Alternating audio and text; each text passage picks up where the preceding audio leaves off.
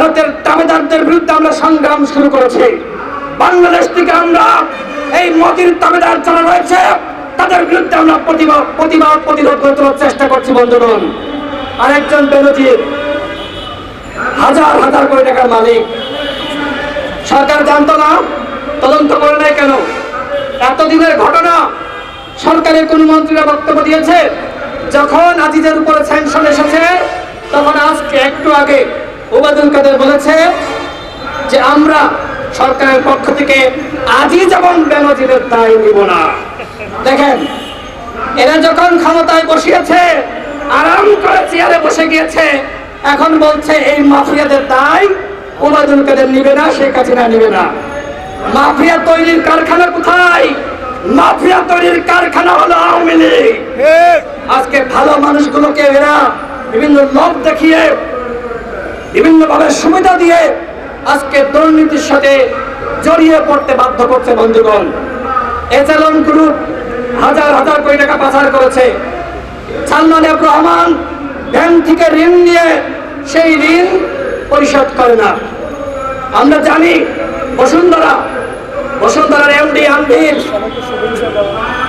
কিছুদিন আগে দেখলাম প্রধানমন্ত্রীর সাথে সাক্ষাৎ করেছেন, তার বাপের সাথে করে প্রধানমন্ত্রীর সাথে একটা সিঙ্গেল ছবি তুলেছেন, সেটি তার ফেসবুক পেজে দিয়েছেন।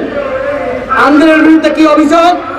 একজনকে হত্যা করেছে, একজন খুনি সে প্রধানমন্ত্রীর সাথে ছবি তুলছেন, তার বিরুদ্ধে মামলা হলো। তাকে আমার এই মাননীয় বিচারকরা তাকে গ্রেপ্তার করতে পারলো না, বাংলাদেশের প্রশাসন গ্রেপ্তার করতে পারলো না। এই খুনিকে আশ্রয় প্রশ্রয় দিয়েছে আমাদের মাননীয় প্রধানমন্ত্রী শেখ হাসিনা। শেখ হাসিনা যাকে বাঁচাতে চায়, এই হাইকোর্ট রয়েছে, বিচার বিভাগ রয়েছে, তাকে কেউ ফাঁসাতে পারে বন্ধুগণ?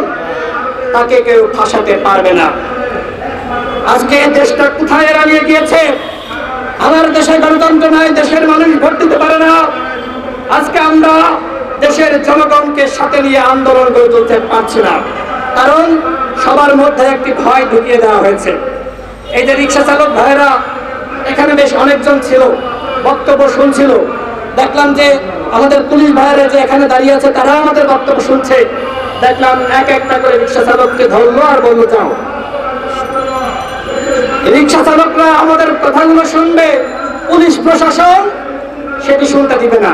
কারণ এই রিক্সা চালকরা যখন আমাদের কথা শুনে উদ্বুদ্ধ হবে, রাজপথে নেমে আসবে, বাংলাদেশে গণ অভ্যুত্থান সৃষ্টি হবে, এই মাফিয়ারা আর ক্ষমতায় তখন থাকতে পারবে না।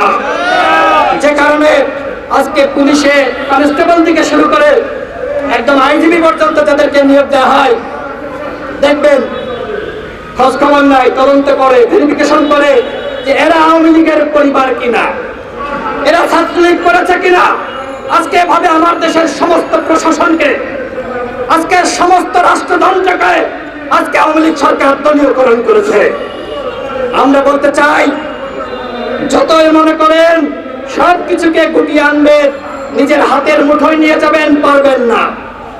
এই যে আজিম, আমার বাসাও ঝিনাইদহ আমার জেলা, আমার এলাকার এমপি, এলাকায় তার বিশাল দাপট, এখনো পর্যন্ত যে মারা গেছে না, এই এমপির ছেলেপেলারা রয়েছে, কেউ ভয়ে কথা বলতে পারছে না। দেখেন দেশটা কোথায় নিয়ে গিয়েছে, কেউ ভয়ে কথা বলতে পারছে না।